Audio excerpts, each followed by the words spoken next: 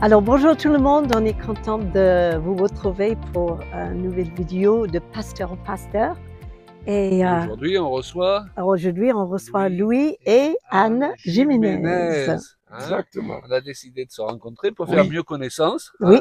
Et on n'est pas déçus. C'était super. À renouveler. On va vous faire un prix pour la pension. Oui, s'il vous plaît. La demi-pension. Envoyez la facture.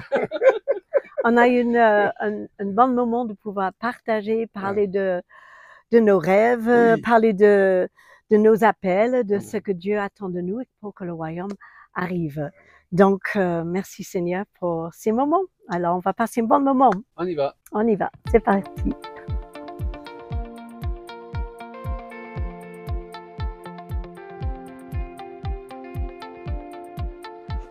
Alors Louis, on est heureux de se retrouver. Enfin, de se retrouver, on ne se connaît pas vraiment, mais là on a appris ces 2 jours à mieux se connaître, mais ça fait des années qu'on se croise de ci de là. Quelques années, oui. Et là, on a envie peut-être de parler de choses qui concernent le royaume de Dieu, évidemment, et qui concernent ce que Dieu il a en réserve pour ces temps. Moi, je crois que, on le dit souvent sous cette forme, Dieu il a gardé son meilleur vin pour la fin. Qu'est-ce que tu en penses? C'est gentil. Parler du vin, en plus, on a du bon vin là-bas du côté de Perpignan. Oui, moi je pense qu'on vit des temps exceptionnels, prévus par Dieu, et il nous fait un privilège, c'est d'y être dans ces merveilleux temps, et je le crois. Je crois que le meilleur est devant nous. Parfois on dit, oh, alors, je vis des temps terribles, j'aurais préféré vivre à l'époque des actes et des apôtres. Et finalement, ce que Dieu a en réserve, moi je crois, eh ben, ça va être aussi bon, sinon meilleur. Oui, exactement. Dieu fait pas d'erreur. Il sait qu'il a mis un Claude et un Louis à une certaine époque, à un certain moment, pour être des pionniers du changement, des gens qui vont apporter quelque chose de nouveau et qu'il nous a suscité pour cette génération, et avec tout notre acquis, nos expériences dans le ministère, plus d'une quarantaine d'années quand même. À tous les deux, ça fait plus de 80. Ça nous rajeunit. Et on s'attend, vraiment, cette rentrée qui arrive là, on s'attend à de grandes choses. Les 4 derniers mois de cette année 2023, j'aimerais vous dire, nous allons voir la gloire de Dieu envahir nos vies, nos rassemblements, nos réunions, nos églises qui ont besoin, d'un nouveau départ. Parce que c'est à ça qu'on aspire finalement, la gloire de Dieu. On en parlait hier.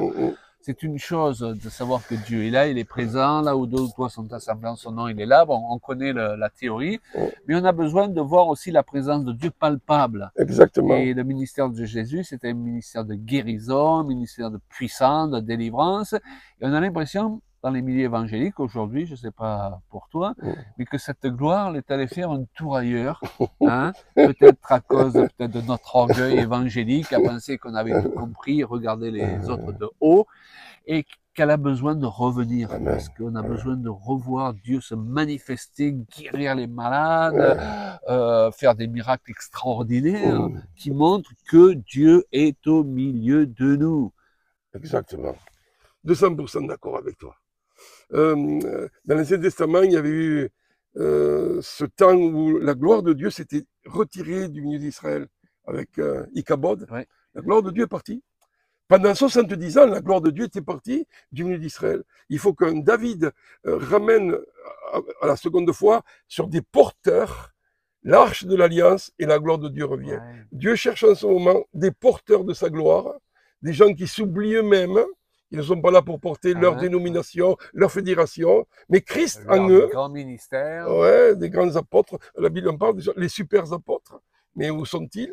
Et Dieu cherche des David qui va amener, ramener et rappeler la gloire qui est arrivée. Bien sûr, la gloire suprême est arrivée avec le temple de Salomon. Mais David, c'était un temps de transition avec la tente de David. Je crois que nous sommes cette génération de transition.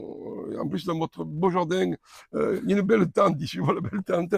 Et Dieu vient, et j'aimerais vous dire, sa gloire va revenir. Et comme disait Claude, c'est sûr, il nous faut une manifestation de sa gloire. Parce que si on a juste des théories, juste de belles paroles, nos Français ne seront pas convaincus. Ils auront besoin de démonstrations de puissance. Et je prie qu'il y ait une avalanche de signes, de prodiges et de miracles. Amen. Et ce sont des hommes, donc, selon le cœur de Dieu. Exactement. Le Seigneur, il cherche des David, hein, tu as dit, des hommes selon le cœur de Dieu. Alors, des hommes qui ne sont pas parfaits. Mais non, mais non, mais non. Hein, on a parlé autant de nos grandes victoires tous les deux que de nos grandes défaites. On s'est aperçu qu'on est aussi imparfaits l'un que l'autre. Nos femmes peuvent le dire. Voilà. Et merci Seigneur qui fait avec.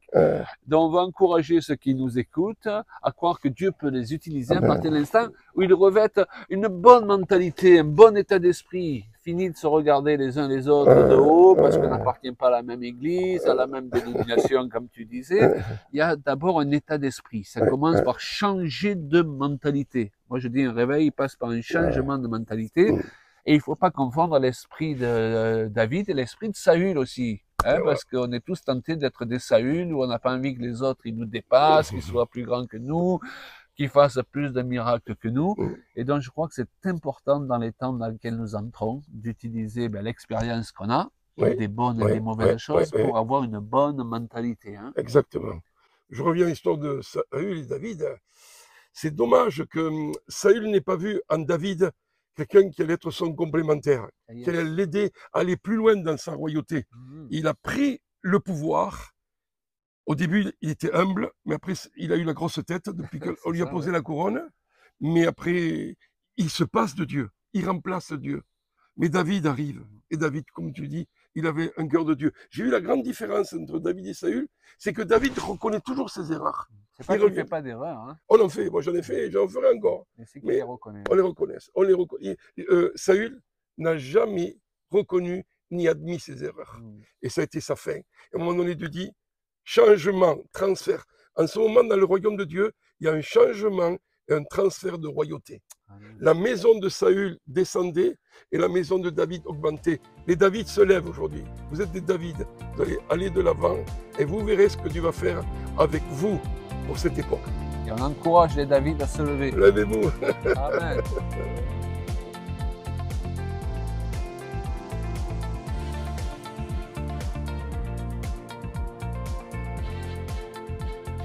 Alors, moi, je suis ravie parce que je suis avec Anne. Et c'est vrai que Louis et toi, vous êtes là pour le week-end et on est en train de partager sur pas mal des sujets et bien manger aussi. Et je voulais te demander quelques questions par rapport à votre vie dans le ministère avec ton mari. Ça fait 41 ans que ça sent. Mais comment ça se fait que vous êtes entré tout de suite dans le ministère ou est-ce que... En fait, Louis avait commencé un petit peu avant qu'on se marie. Oui. Donc, quand on s'est marié en octobre 82, oui. On a commencé naturellement de suite. Tout de suite. Voilà, tout de suite. Et ensuite, vous avez 2 enfants. Voilà, on a 2 filles, une qui est née en 84 et une en 87. D'accord, donc ils sont grands déjà. Voilà. Et 3 petits-enfants. Waouh, voilà. C'est génial. Alors, et aussi, tu es prof. Oui. Alors, explique-moi. Alors, je suis prof d'anglais, j'ai commencé dans les années 90. Envie de changement, envie d'accomplissement, envie de peut-être d'un souffle nouveau, de quelque chose de différent.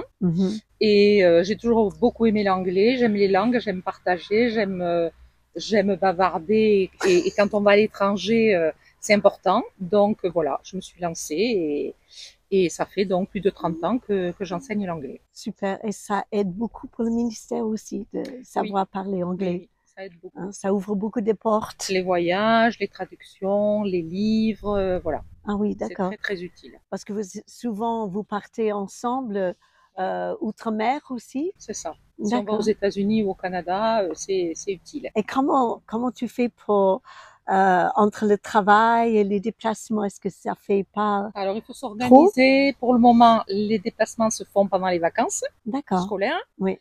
Et en été, comme on a 8 semaines, on a le temps de s'organiser.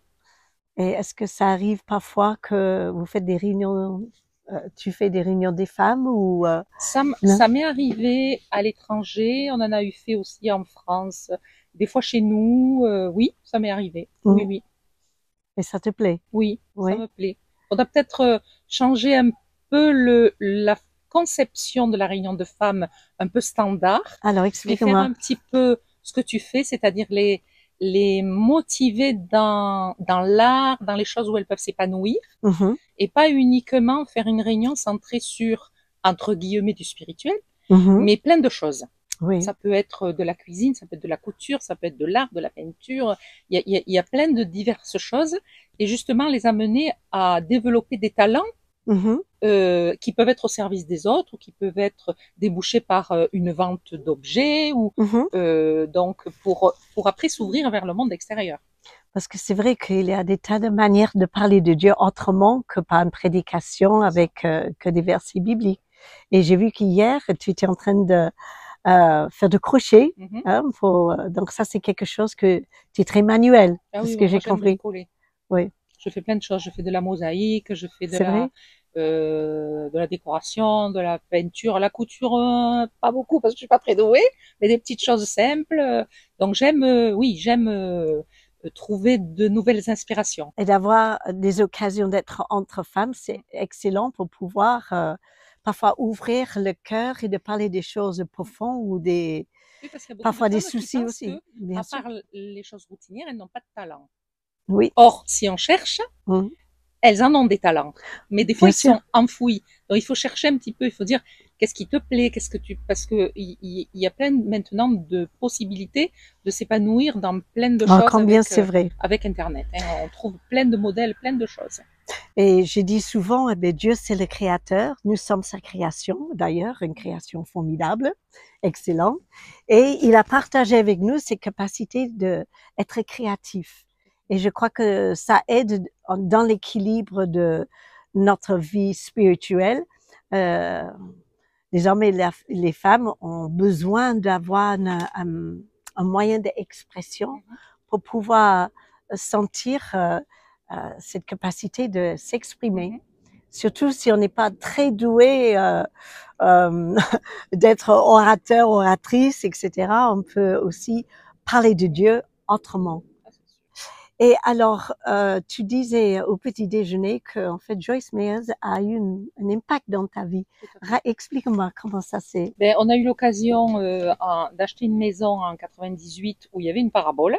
Ouais, Et donc, du coup, de façon tout à fait, on va dire, hasardeuse, je me suis retrouvée avec la chaîne chrétienne. Oui. Et parlant l'anglais, évidemment, j'ai pu écouter Joyce.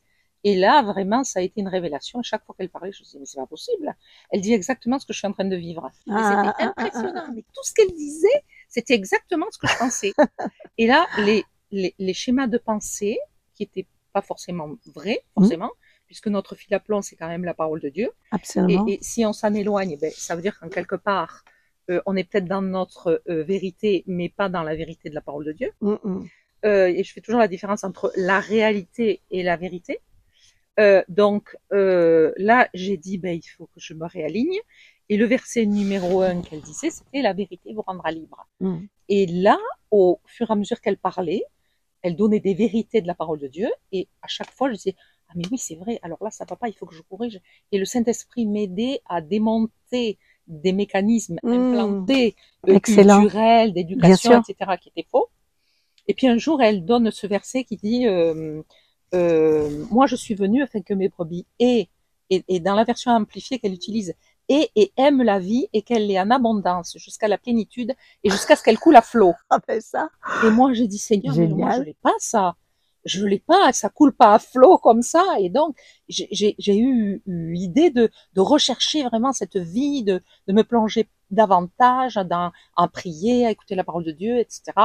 Et ça, c'est arrivé à un moment dans ta vie où tu avais vraiment besoin. Sûrement, oui. D'un nouveau départ, d'un nouveau lancement, et c'est arrivé à ce moment-là. Je sais que Joyce Meyers, elle disait aussi, c'est que le champ de bataille est là, il est dans la tête. Et ça m'avait beaucoup marqué. C'est dans les pensées qu'il faut démonter les choses. Oui, c'est ça. Pour qu'après, on réaligne les choses. Donc, c'est devenu une fondation sur laquelle tu pourrais construire. Ah oui. Voilà. On a besoin des repères comme ça. Hein? C'est formidable. Donc, j'ai toujours plaisir à l'écouter, évidemment. Oui, bien sûr. Mais peut-être de façon un peu moins suivie. Mais elle va toujours droit au but. Oui, elle est très cash. Oui, oui, oui. Excellent. Émaillé d'exemples vécus, c'est ça qui est important. Il faut des choses pratiques, Ouais. pas juste des choses. Il faut, voilà, j'étais dans telle situation, et le Seigneur m'a montré ça, et voilà. Et là, encore une fois, on voit combien que parfois les souffrances et les épreuves nous aident à être plus affermis dans la foi et ensuite d'être un exemple pour les autres. C'est ça. Super. Donc, il y a encore des projets là Encore des projets. qui vous attendent. Une Nouveaux nouvelle saison. voyages, voilà, nouveaux voyages, nouveaux investissements. Tout se met en place au fur et à mesure. Et tu prends plaisir. Oui. C'est super. Mais voilà un couple qui travaille aussi ensemble et de plus en plus. Et on vous souhaite vraiment le meilleur et bon courage pour la suite des choses.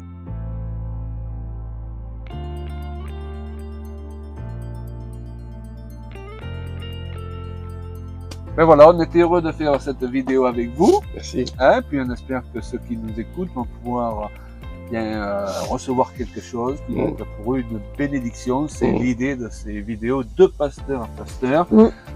C'est pas de se faire juste du bien entre nous, c'est vraiment de pouvoir partager, communiquer quelque chose.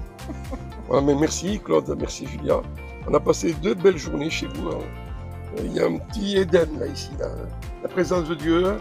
Et puis oui, de pasteur à pasteur. Et je pense à mes amis pasteurs qui ont besoin d'être aidés parce qu'ils sont seuls, être aidés parce qu'il y a eu des rejets et personne ne me comprend. Et même certains qui veulent arrêter, quitter le ministère, Dieu n'en a pas fini avec vous.